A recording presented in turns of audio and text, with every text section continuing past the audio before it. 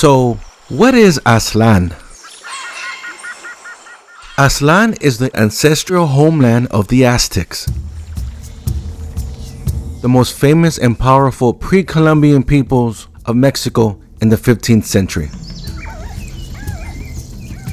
Aztlan is where the Aztecs are from. They're from Aztlan.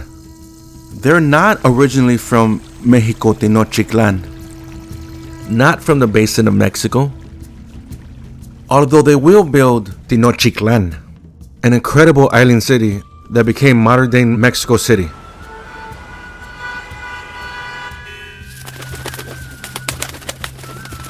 Aztlan can be translated into English as the place of the white heron, because it was a beautiful island filled with heron birds.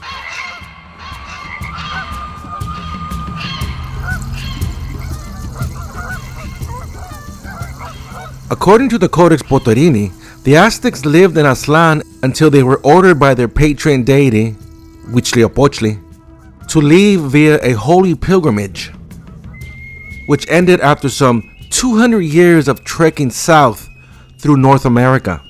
Although there's no consensus exactly when they left, and the Aztecs finally stopped and settled when they saw their sign to stop. The eagle perched on the cactus, and that's where they build Tenochtitlan. But where is Aztlan? No one knows for certain, but it's clear Aztlan is north of Mexico Tenochtitlan, where the Aztecs started their approximate 200-year-long pilgrimage sometime in the mid-11th century, until they reached the Valley of Mexico and built Tenochtitlan. So in the 1960s, during the Civil Rights Movement, Mexican Americans reverberated this ancient Aztec narrative and claimed Aztlan was the American Southwest, meaning Chicanos y Chicanas were not foreigners in their own land. Chicano! They belonged. Chicano! They were home. Viva la raza! Viva They were on ancient ancestral land. Mexican Americans are first Americans from Eastern Asia. We're part of the first people on the continent, indigenous Native Americans. We've been here for about 30,000 years, probably longer. Through the Bering Strait land bridge and waterways, we've been here longer than 1620, 1607, or 1492. We're still here.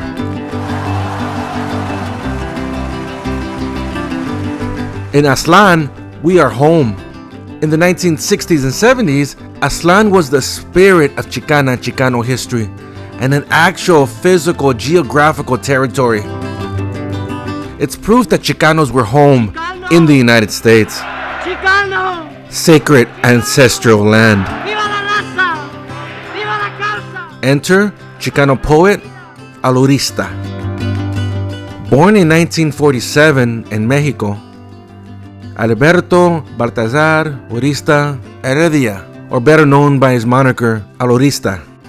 He moved to San Diego and earned a BA from SDSU and a Master's in Spanish Literature from UCSD. On the first night of the first National Chicano Youth Liberation Conference, he asked the participants if he could read a poem he just wrote, invoking the Aztec ancestral narrative. This is what he read: El plan espiritual de Aztlan, the spiritual plan of Aztlan. In the spirit of a new people that is conscious not only of its proud historical heritage, but also of the brutal gringo invasion of our territories.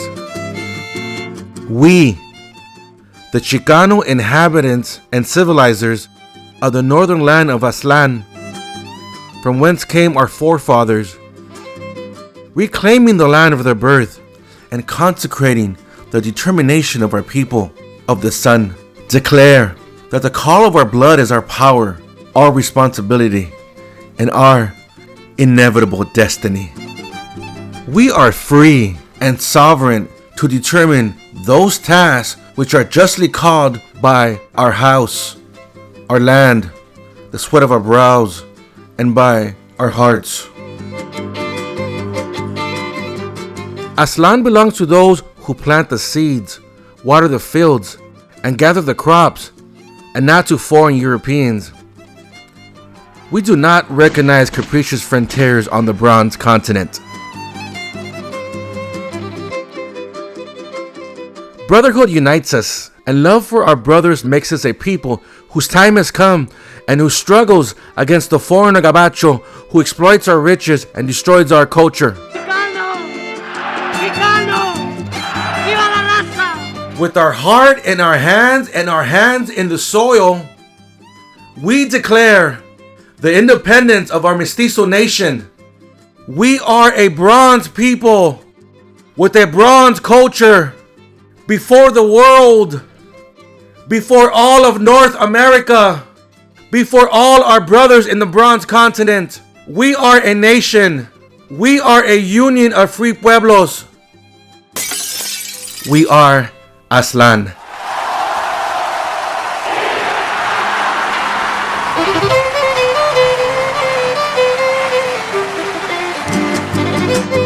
The poem was so moving, it was adopted by the conference to their official program and action plan.